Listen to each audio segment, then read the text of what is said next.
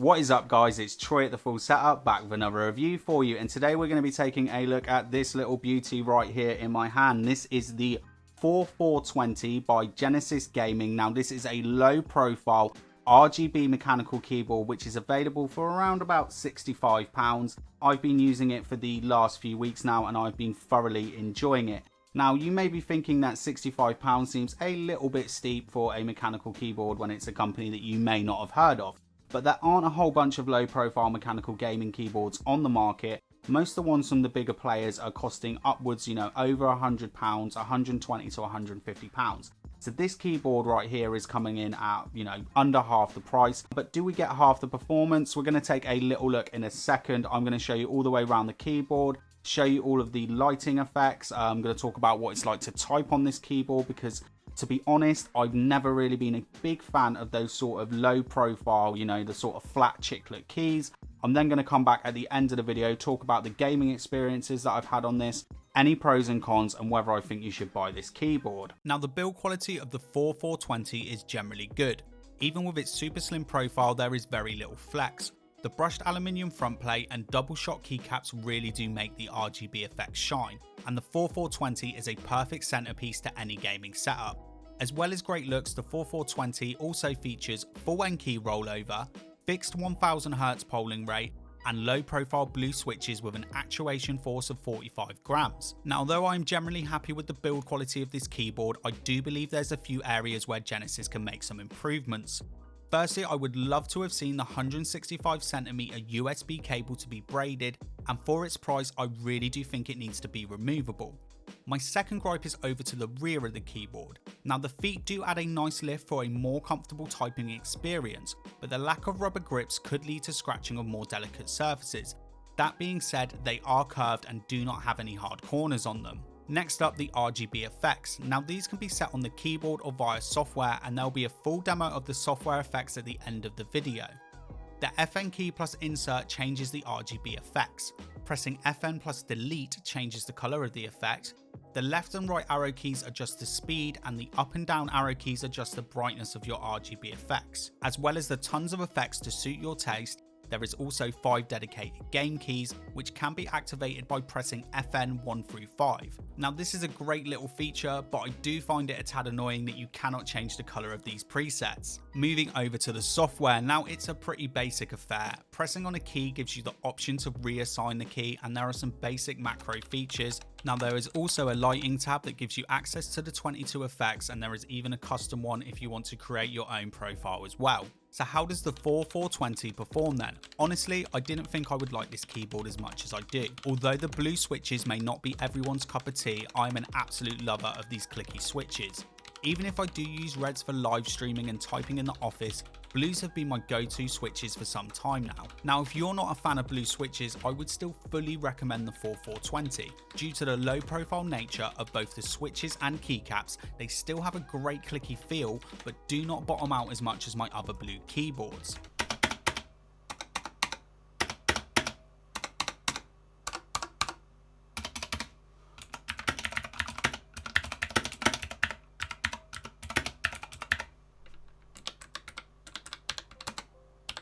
Even though I knew I would love the switches, the keycaps is where I thought I would struggle, as I have never been a fan of typing on laptops or Apple keyboards. But the 420 has shown me that when done right, using a low profile keyboard as a daily driver can be an absolute joy.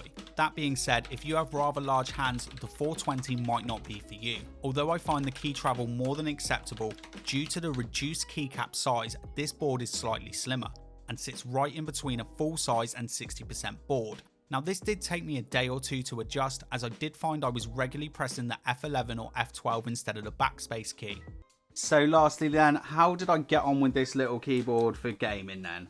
Honestly, gaming was the one thing that I didn't think I would like it for. I thought I was going to be way too set in stone, that I just love my big keys, those big blue clicky switches that I've probably spoke about a few times in the video there that I really like. I just want something that I can just type and, oh god, keyboards are going everywhere, do you know what I mean? Just these big keys. I thought that's what I would really want. Because I did really like this for typing. But I am so surprised at how much I enjoyed gaming on this keyboard.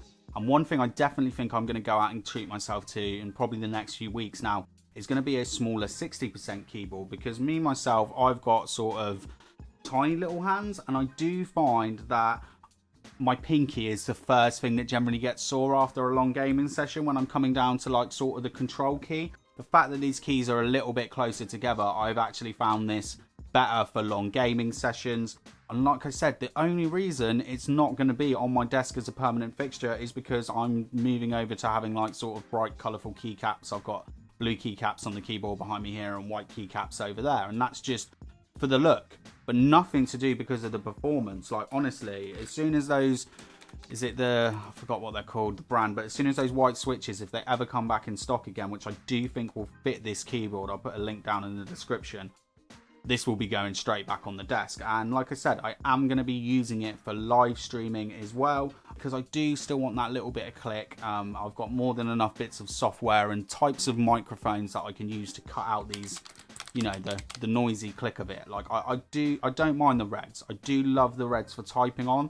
I really do thoroughly enjoy my red keyboard for typing on, but it's just not for me for gaming. But this is a fantastic little gaming keyboard. But like I said, if you've got giant, you know, hands like dinner plates, proper sausage fingers, this keyboard might not be for you. Again, as well, if you were thinking about this for like maybe in an office environment, it might not be for you either if you share an office with someone. Now, I work in IT, and I'm telling you one thing I think will really enjoy this is people with big old fake nails. Like, I've never understood keyboards like this. We got a load, came free, not mechanical ones, but we bought, I think it was 50 or 60 Dell PCs a couple of years ago, and they all came with these chiclet style keyboards, and I was like, oh, no one's gonna like them. Oh, it's just such a waste. They're going to be sat there in a box for ages. I'm telling you, every woman at the firm that I work for has absolutely, who's got fake nails, has loved these because they sort of type flatter in the hand. So yeah, for girls, you might actually really like this keyboard as well. And I think that's where we're at now, aren't we? We're talking about, you know, the pros and cons. So let's just get into the cons, because there's not a whole lot. For me, the fact that you can't really get replaceable keycaps for them is a con for me, because it'd be very nice to put, you know, white or any other color. You've got that nice silver background as well on the chassis on the top, so it will sort of go over a wide range of different keycaps. Not available in any other switches as well. Like I said, they're probably the quietest blues that I've heard, because they don't bottom out so much. You still get the click, but they don't. Yeah, they don't. The first one was me typing on the bigger one, and then that was the other one, and I was proper bashing them there. But they are quieter, but I think to be available in browns and reds as well would be very good. And I think that's sort of isolating yourself a bit.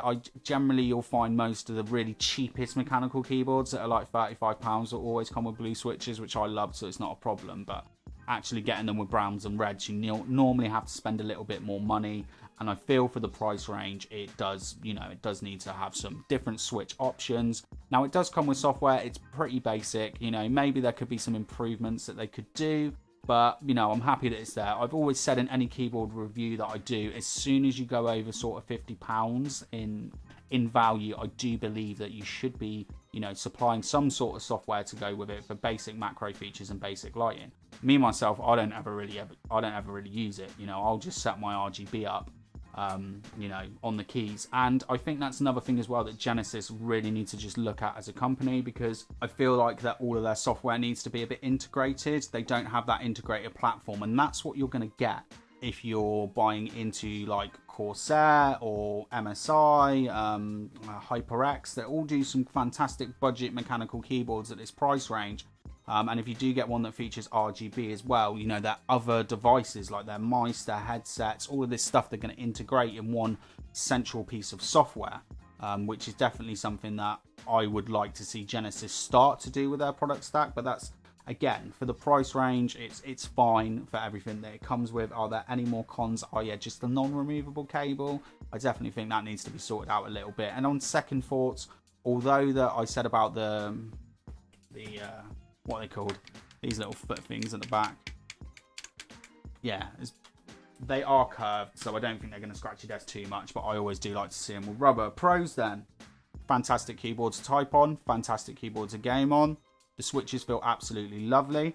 It is half the price of other competitors. I think Cooler Master maybe was the cheapest one that I could find from a big brand competitor. Or Thermal Take, I can't remember, it was one of the two. And that was at like £120. Now, as for off-brand ones, sort of the non-mainstream ones that you're going to find on every website, the Royal Kludge do one for a similar price, and I do believe that might have had white keycaps as well, and I think the RGB did look a little touch better, but again, I couldn't really find it freely available. That might be a keyboard that you've got to import over from China, and then you've got the whole warranty issues if you're going to send it back, as Genesis are pretty sound to get things swapped over and replaced if anything goes wrong. I don't know if there's any other big pros about it, really. Just, it is a generally really nice keyboard. It looks nice. Like I said, there's a little bit of flex in it. I think if it was any more money, it would need to be built a little bit more solid. I'd probably go for a full metal chassis all the way around.